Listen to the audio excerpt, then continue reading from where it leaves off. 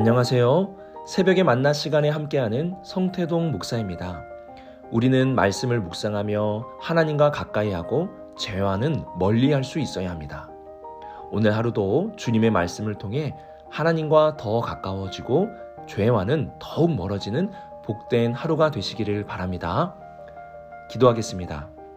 사랑이 많으신 하나님 아버지, 주님의 말씀을 알아가면 알아갈수록 우리의 마음에 기쁨이 넘치게 하시고 그 기쁨으로 인하여 죄와는 멀어지게 하여 주옵소서.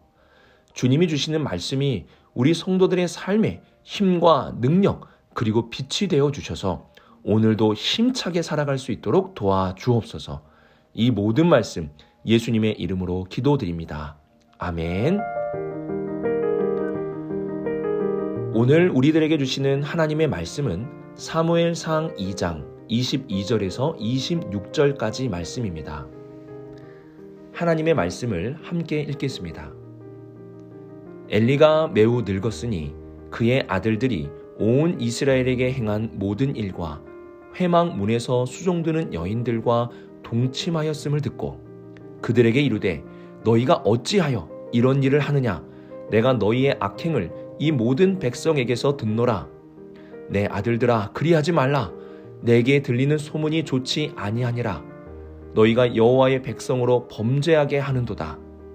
사람이 사람에게 범죄하면 하나님이 심판하시려니와 만일 사람이 여호와께 범죄하면 누가 그를 위하여 간구하겠느냐 하되 그들이 자기 아버지의 말을 듣지 아니하였으니 이는 여호와께서 그들을 죽이기로 뜻하셨음이더라. 아이 사무엘은 점점 자라매 여호와와 사람들에게 은총을 더욱 받더라. 아멘.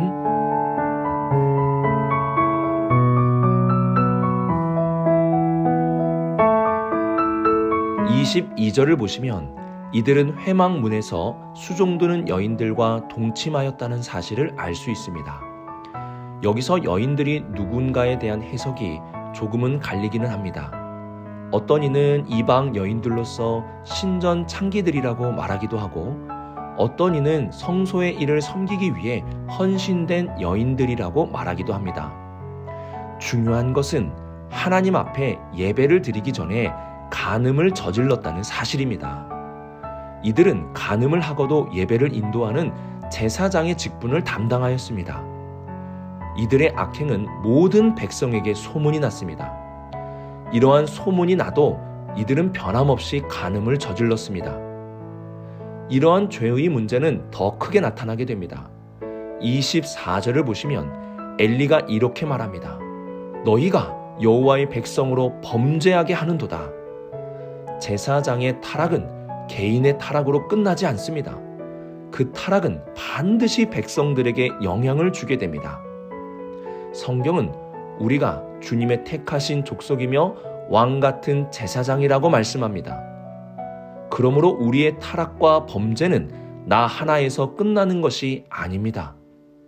제사장의 타락은 가정과 교회 그리고 나라의 타락으로까지 이어집니다.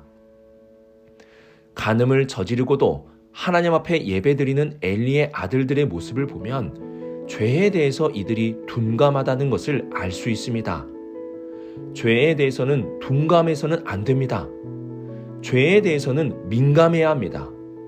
그래서 오늘날의 제사장으로 부름받은 나의 죄로 여러 사람들이 죄악의 길에 빠지지 않도록 늘 깨어 있어야 하는 것입니다.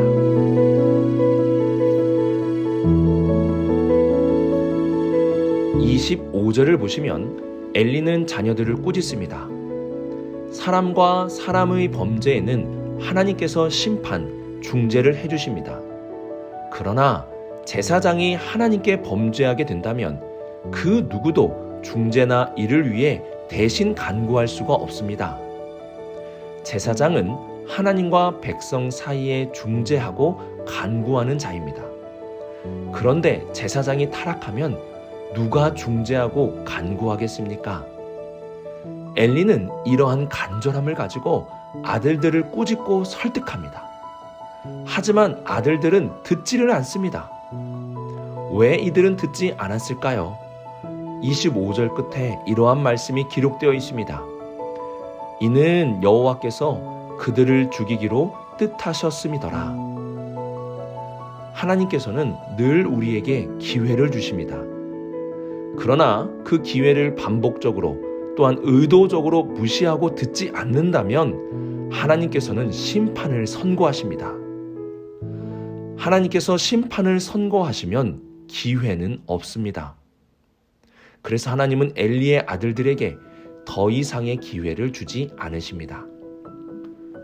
그리고 29절 말씀을 보시면 엘리는 하나님보다 예배보다 아들들을 더 중요하게 여겼음을 알 수 있습니다.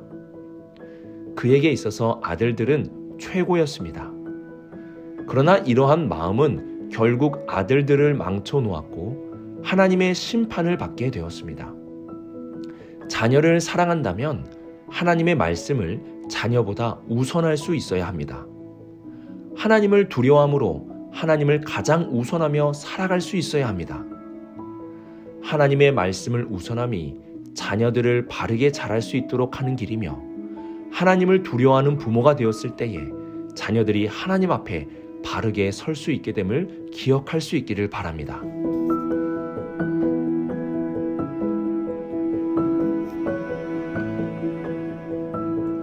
엘리의 아들들은 행실이 나빴고 여호와를 멸시했으며 간음을 저질렀습니다. 이들의 큰 죄악은 죄질이 나쁜 것에만 있는 것이 아닙니다. 이들은 반복적으로 죄를 저질렀습니다. 백성들의 충고도 듣지 않고 아버지의 충고도 그리고 하나님이 주시는 기회들도 무시했습니다.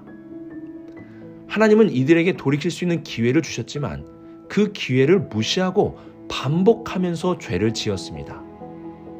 반복해서 죄를 짓는 것은 하나님의 말씀에 대한 거부이며 거절입니다.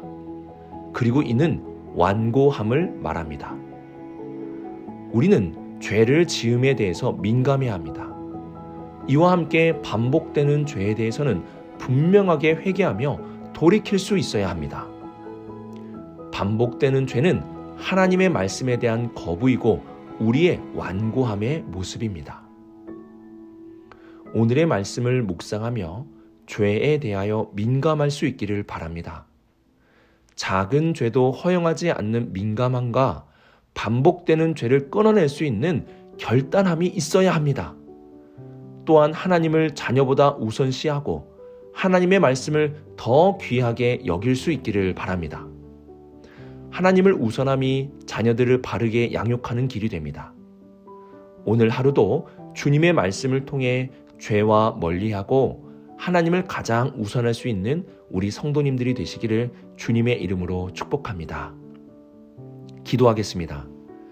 사랑이 많으신 하나님 아버지, 죄에 대해서 더 민감한 마음을 주옵소서. 죄를 멀리하게 하시고 반복되는 죄를 끊어내도록 힘과 능력을 더하여 주옵소서. 자녀들을 사랑하지만 하나님보다 우선하지 않게 하시고 하나님의 말씀으로 양육할 수 있는 하나님을 경외하는 부모가 되게 하여 주옵소서. 이 모든 말씀 예수님의 이름으로 기도드립니다. 아멘.